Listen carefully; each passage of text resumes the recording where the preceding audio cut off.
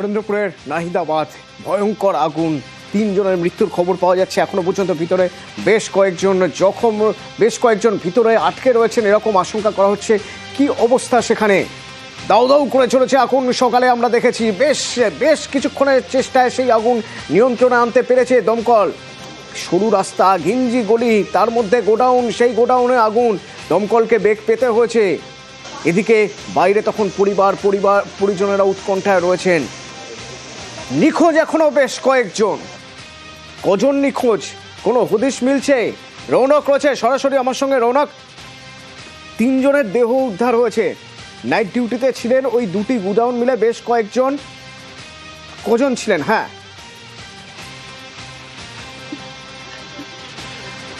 দেখো, একেবারে পুলিশের কাছে এখনো পাওয়া তথ্য অনুযায়ী 21 জন নিখোঁজ ছিল এবং কিছুক্ষণ আগে 5 মিনিট আগে পুলিশের তরফ থেকে 2 জনের দেহ উদ্ধার করা হয়েছে এবং যে টিনের শেড যেটা ভেঙে পড়েছে তা কেটে ইতিমধ্যে ভেতর থেকে যারা আটকে পড়েছেন বা যে 3 জনের মৃত্যুর ঘটনা সামনে আসছিল তাদের দেহ উদ্ধার করার প্রক্রিয়া ইতিমধ্যে পুলিশের তরফ থেকে চালানো হচ্ছে এবং মোট নিখোঁজের সংখ্যা যেখানে 21 জন ছিল সেখান থেকে 2 জনের দেহ উদ্ধার হলো, অর্থাৎ এখনো পর্যন্ত 19 জন নিখোঁজ।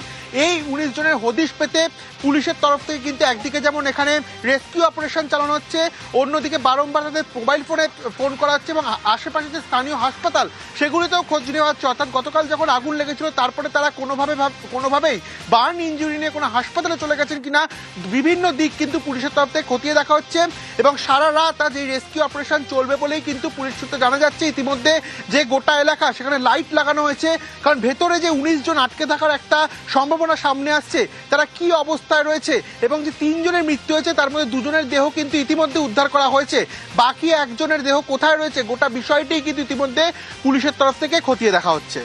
রৌনক, তার মানে 3 জনের মৃত্যু হয়েছে এটা কনফার্ম করছে পুলিশ। তাদের মধ্যে থেকে 2 জনের দেহ উদ্ধার হয়েছে, 1 জনের দেহ এখনো উদ্ধার হয়নি। তাই যদি হয়ে থাকে বাকিরা কোথায়? বাকিদের হদিশ মিলছে না কেন? দেখো, একেবারে এটাই পুলিশের কাছে প্রাথমিক প্রশ্ন, কারণ যে 19 জনের কথা এখানে উল্লেখ রয়েছে তারা কোথায় গেলেন? যদি 19 জন কারখানায় থাকে তাহলে এরকম একটা ধ্বংসাবশেষ হওয়ার পরও তাদের কোনো রকম হদিশ মিলছে না। তারা কি কোথায়? তাদের হদিশ কেন মিলছে না? এখনো পর্যন্ত সন্ধান জারি রয়েছে। রৌনককে ধন্যবাদ জানাবো। আমি সেই মানুষগুলোর ছবি একটু দেখাতে চাইবো যারা বাইরে অপেক্ষা করে রয়েছেন। তারা পরিবারকে ফোন করেছিলেন, ভিতর থেকে তারা ফোন করেছিলেন, নাইট ডিউটিতে যারা ছিলেন ফোন করে বলছেন আগুন লেগেছে, দম বন্ধ হয়ে আসছে। তারপর তাদের যতবার ফোন করা হয়েছে ফোন সুইচ অফ।